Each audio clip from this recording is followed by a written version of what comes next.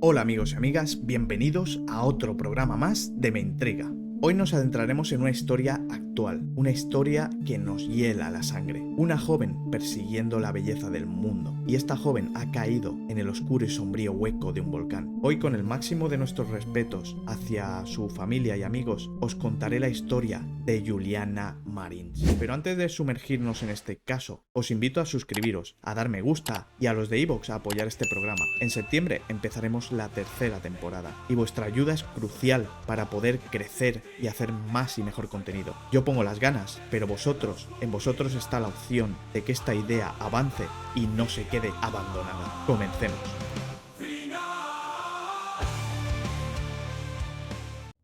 Bienvenidos a Me Intriga, el lugar donde la luz de la realidad proyecta las siluetas más oscuras. Hoy viajaremos al corazón de Indonesia, en un paraíso que esconde una trampa mortal, un lugar de belleza sobrecogedora y peligros ancestrales. Os contaremos la historia de Juliana Marins, una joven brasileña de 26 años con el mundo en su mochila y 1 millón de sueños por cumplir. Una historia que comenzó con una aventura épica y terminó convirtiéndose en un titular internacional, una pesadilla seguida en directo por millones de personas. ¿Qué sucede cuando el viaje de tu vida te lleva directamente a tu último día en la Tierra? Hablaremos de una caída imposible, de un rescate que desafió los límites de lo humano y de una controversia que sembró la duda sobre las versiones oficiales. ¿Fue una simple tragedia o un accidente inevitable en uno de los volcanes más desafiantes del planeta? ¿O hubo algo más? ¿Una cadena de negligencias, decisiones fatales y mentiras piadosas que sellaron el destino de Juliana? Prepararse para escuchar el eco de una voz pidiendo ayuda desde el abismo, para sentir el frío de la niebla en un volcán que, según las leyendas locales, a veces reclama un sacrificio. En este programa ascendemos al monte Rinjani, pero os lo advierto, puede que no regresemos igual. Junio de 2025. El aire en la isla de Lombok, Indonesia, es denso y húmedo, cargado con el aroma de las especias y la promesa de lo desconocido. Para Juliana, este lugar era la culminación de un sueño. Originaria de Niterói, una ciudad costera cerca de Río de Janeiro, Juliana era el arqueotipo de la viajera moderna, publicista de profesión, y había decidido poner en pausa su carrera para embarcarse en una aventura que llevaba meses planeando,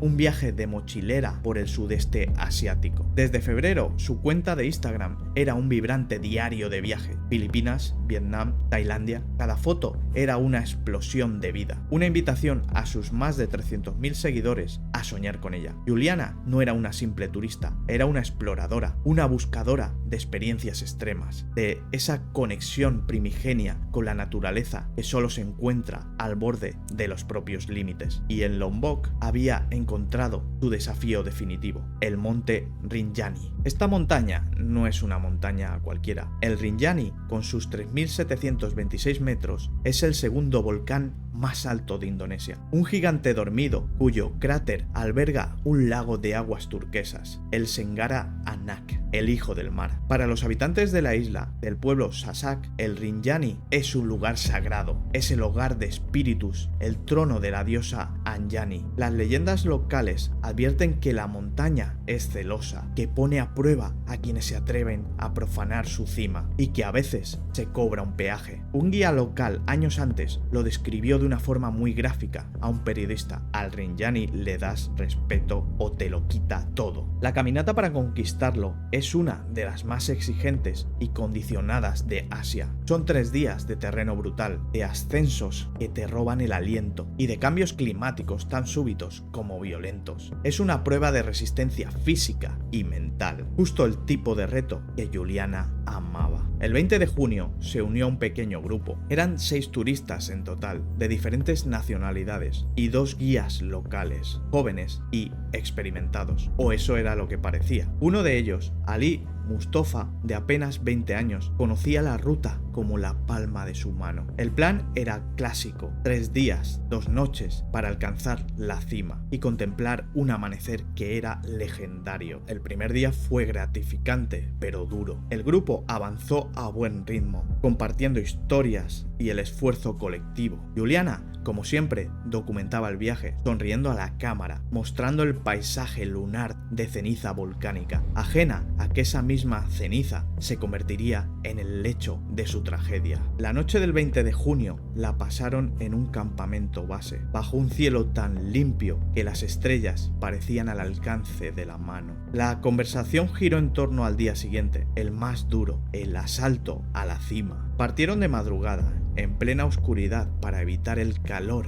abrasador del sol. El amanecer del sábado 21 de junio, el grupo se puso en marcha. Era alrededor de las 6 de la mañana. El aire era gélido, cortante. La única luz provenía de las linternas frontales que apenas perforaban la oscuridad casi absoluta. El camino en el área conocida como Semeraugal se volvía traicionero, un sendero estrecho y resbaladizo que bordeaba caídas vertiginosas. Fue entonces cuando algo empezó a cambiar. El ritmo implacable del ascenso comenzó a hacer mella en Juliana. Según el testimonio posterior de su hermana Mariana, basado en los últimos mensajes que intercambiaron, Juliana se sentía exhausta. Pidió parar un momento para recuperar el aliento. Y aquí, en este preciso instante, la historia se bifurca en 2 versiones, 2 realidades que convivirían en un eterno conflicto. La versión de la familia es que el grupo, ansioso por continuar, la dejó atrás, sola en la oscuridad helada de una de las montañas más peligrosas del mundo. El guía Ali Mustafa contaría después una historia ligeramente diferente. No la dejé, esperé 3 minutos delante de ella. Le dije que descansara, que esperara más adelante en el siguiente punto de descanso. Estaba a solo unos metros, pero en la inmensidad de la montaña, unos metros pueden ser un mundo. Juliana se quedó atrás, al final del grupo, envuelta en la oscuridad y la niebla que comenzaba a ascender con los primeros indicios del alba. Estaba sola y frente a ella, invisible en la penumbra, se abría el abismo. No sabemos lo que pasó por la mente de Juliana en esos últimos instantes de verticalidad. Quizás una punzada de rabia por haber sido dejada atrás, quizás frustración por un cuerpo que no respondía como ella quería, o quizás simplemente el vértigo de la soledad en un lugar tan inmenso y hostil. El suelo del monte Rinjani no es tierra firme, es un conglomerado traicionero de cenizas compactadas, arena y roca volcánica suelta. Es un terreno que respira, que se mueve, que se desmorona sin previo aviso. A las 6:30 de la mañana, con la visibilidad reducida a apenas unos metros, cada paso era una apuesta. Y dio un paso en falso, y el borde del sendero cedió a su bota. Un grito ahogado que el viento helado se llevaba casi al instante, y después la nada. Un descenso violento y caótico en la más completa oscuridad. Un viaje aterrador de entre 300 y 600 metros. Los informes nunca se pondrían de acuerdo, rebotando contra paredes de roca y material volcánico que desgarraba la ropa y la piel. Mientras tanto, unos metros más arriba, el guía Ali Mustafa se detuvo. Esperó. El silencio era antinatural. No oía sus pasos ni su respiración fatigada. Y Ali dijo: «Juliana, Juliana, ¿dónde estás?». Llamó insistente, pero solo el eco le devolvió su propia voz. La inquietud se transformó en una alarma helada. Retrocedió sobre sus pasos, barriendo el haz de luz por el sendero vacío. No estaba, simplemente se había desvanecido. Fue entonces cuando la luz de su linterna apuntó hacia un precipicio y, desde las profundidades, le llegó un sonido que le heló la sangre. Era la voz de Juliana, débil,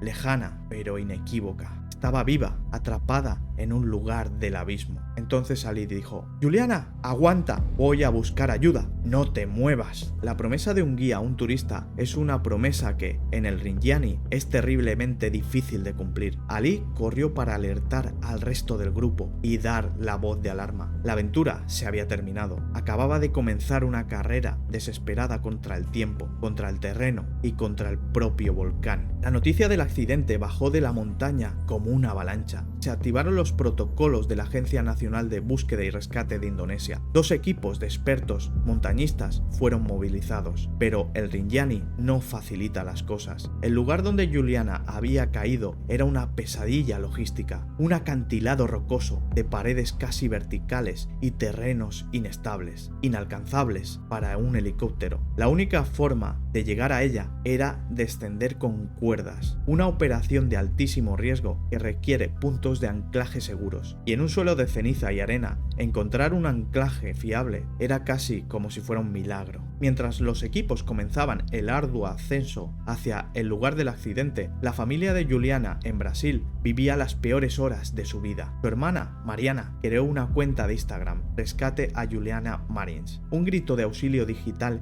que provocó que se volviera viral. En cuestión de horas, la historia traspasó las fronteras y el mundo entero fijó su mirada en el punto remoto de Indonesia. Horas después de la caída, con la luz del día finalmente iluminando la escena, los equipos de rescate desplegaron un dron. Era el único ojo en el interior de aquel abismo, y lo que vieron fue, a la vez, un milagro y una sentencia. En las imágenes granuladas y movidas por el viento se la veía. Allí estaba Juliana, sentada en una pequeña cornisa, en la ladera de la montaña, y se movía, levantaba los brazos, estaba viva, consciente y pidiendo ayuda. El mundo respiró aliviado, un alivio efímero, porque la imagen también revelaba la cruda realidad de la situación. Estaba atrapada en un lugar imposible, una mota de color en esa inmensa pared gris, con cientos de metros de vacío por encima y por debajo. Las condiciones meteorológicas, como si el propio volcán se resistiera, comenzaron a empeorar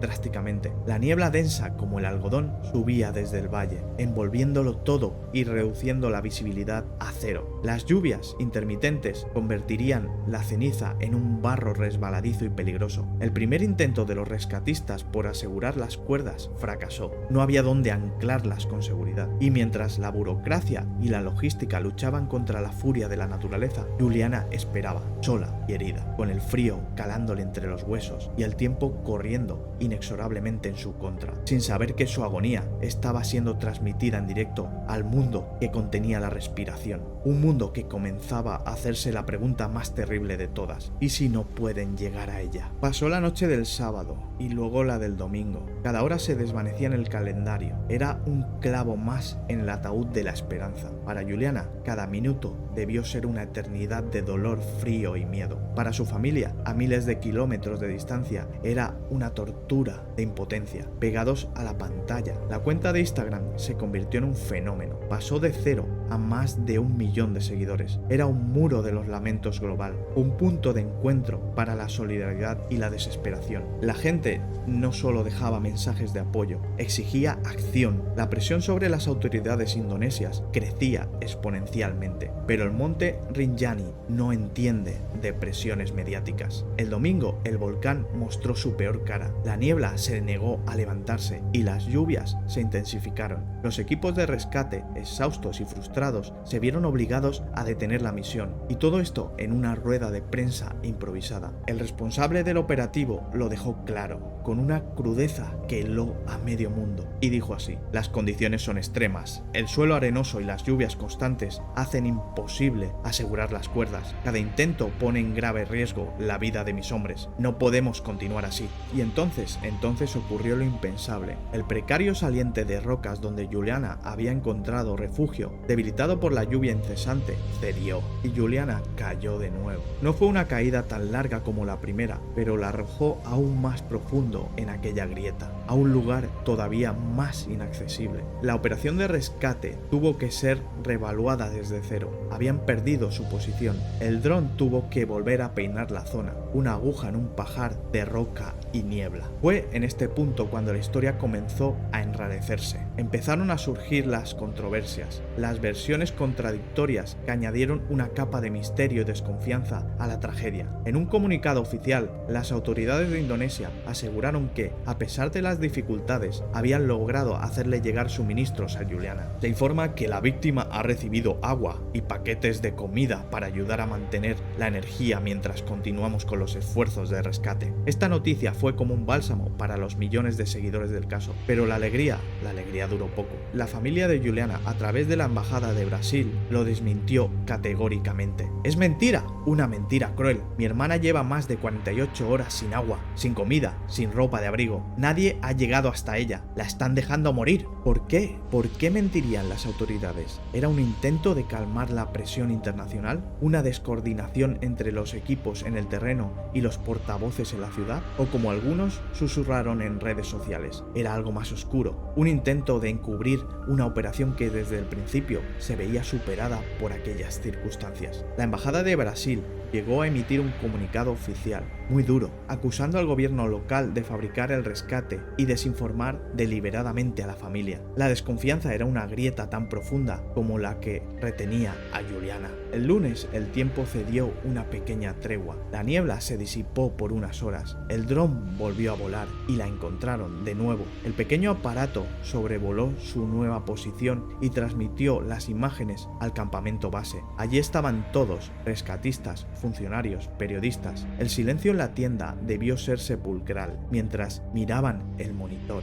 La imagen era clara. Juliana yacía en el fondo de un barranco rocoso, pero esta vez había algo diferente. No había movimiento, no había brazos que se agitaran, no había señales de vida. El informe oficial describió la escena con dos palabras que congelaron la sangre a todo el mundo: visualmente inmóvil. Aún así nadie se atrevía a pronunciar la palabra fatal. Inmóvil no significa muerta, podía estar inconsciente, podía estar sufriendo una hipotermia severa, todavía había que llegar a ella. La esperanza era ahora una llamada minúscula y temblorosa que se negaba a extinguirse. Se preparó un último y desesperado intento. Un equipo de élite, los mejores escaladores, se prepararon para un descenso final. Sabían que esta vez no podían fallar, era ahora o nunca. El mundo entero observaba, sin saber que ya no estaban presenciando un rescate, sino la recuperación de un cuerpo. Martes 25 de junio, el sol asoma con una palidez enfermiza sobre la cima del Rinjani. Para el equipo de rescate, aquel día era el día D. Aprovechando la frágil tregua meteorológica, comenzó un descenso. Un solo rescatista, el más ágil y experimentado, que fue el primero en bajar, una figura solitaria suspendida entre el cielo y el abismo. El descenso fue una proeza de pericia y valor. Cada metro ganado era una batalla contra la roca descompuesta y los vientos traicioneros. Abajo, en el campamento base, el silencio era absoluto. Todas las miradas estaban fijas en la pequeña pantalla que transmitía las imágenes desde aquel casco del rescatista. Vieron cómo se acercaban a aquel bulto inmóvil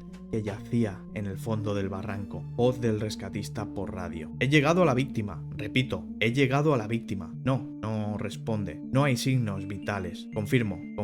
Lo siento. Confirmó el fallecimiento. La esperanza se extinguió, se hizo añicos contra la fría realidad de esa pared de roca. Juliana Marins estaba muerta. Esta noticia trágica recorrió el mundo como una onda expansiva, confirmando aquel temor que todos albergaban pero que nadie se atrevía a admitir. Otros 3 rescatistas descendieron para ayudar en la recuperación del cuerpo, una tarea tan o más peligrosa que el propio rescate. Finalmente, el miércoles, el cuerpo de Juliana fue evacuado de la montaña que se había convertido en su tumba. Pero aquí no termina esta historia. Comienza el último capítulo, el más clínico, el que despoja al relato de toda épica y lo enfrenta a la ciencia forense. El cuerpo fue trasladado a la vecina isla de Bali para realizar una autopsia, dirigida por el doctor Ida Bagus Alit. La familia y el mundo esperaban respuestas. ¿Cuánto tiempo había sufrido? ¿Habría sobrevivido si el rescate hubiese sido más rápido? La respuesta del forense fue el giro final y más cruel de esta tragedia. El doctor Alit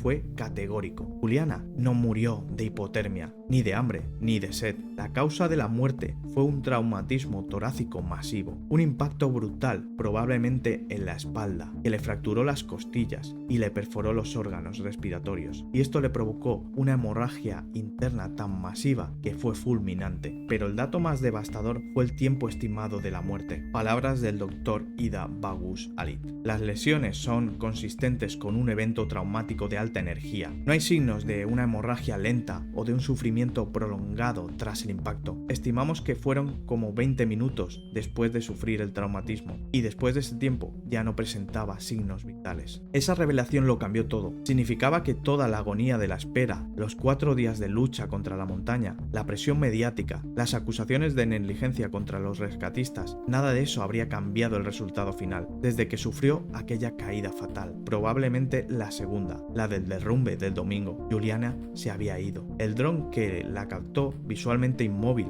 el lunes no estaba filmando a una mujer inconsciente, sino a un cuerpo sin vida. La dolorosa verdad era que Juliana no murió esperando un rescate que nunca llegó a tiempo. Murió casi instantáneamente, sola en las profundidades de una grieta, mientras el mundo apenas comenzaba a movilizarse. Y aquí es donde la historia de Juliana Marins trasciende el titular para convertirse en una parábola moderna y terrible. Nos obliga a mirar de frente a las contradicciones de nuestro tiempo. Vivimos en una era que podemos transmitir en directo una tragedia desde el rincón más remoto del planeta, pero seguimos estando impotentes ante la furia primigenia de la naturaleza. La historia nos habla de un filo de la navaja sobre el que caminan los aventureros como Juliana. Buscan la vida en su forma más pura y vibrante, pero para ello deben acercarse peligrosamente a la muerte. El Rinjani, con su belleza sagrada y sus peligros mortales, es el escenario perfecto para este drama eterno. También es un espejo del poder y la perversión de las redes sociales. Fueron una herramienta increíble para movilizar el apoyo y la solidaridad, para dar a conocer la historia, pero también crearon una narrativa, la de una joven luchando por sobrevivir durante días, que, como demostró la autopsia, no era del todo cierta, alimentando una falsa esperanza y quizás una ira injustificada hacia los cuerpos de rescate que se jugaron la vida en una misión imposible. Quedan preguntas sin respuesta que flotan para siempre en la niebla de aquel volcán. ¿Hubo realmente negligencia por parte del guía al dejarla sola? ¿Pudo haberse evitado la primera caída? ¿Por qué las autoridades locales difundieron información falsa sobre el envío de suministros? Nunca, realmente nunca lo sabremos con certeza. Lo que sí sabemos es que el viaje de Juliana Marins terminó allí, en el corazón de una montaña que, según la leyenda, a veces pide un sacrificio. Quizás al final la montaña no se la quedó por maldad, sino porque, en su búsqueda de una conexión extrema con la naturaleza, Juliana se fundió con ella de la forma más trágica y definitiva posible. Su historia es un eco, una advertencia que resuena desde las alturas del Rinjani. Hay lugares cuya belleza solo puede admirarse desde una distancia segura, porque si te acercas demasiado, corres el riesgo de que te pida quedarte para siempre con ella. Y hasta aquí el programa de esta semana. Espero haberos informado, haberos entretenido. Nos vemos en el siguiente capítulo.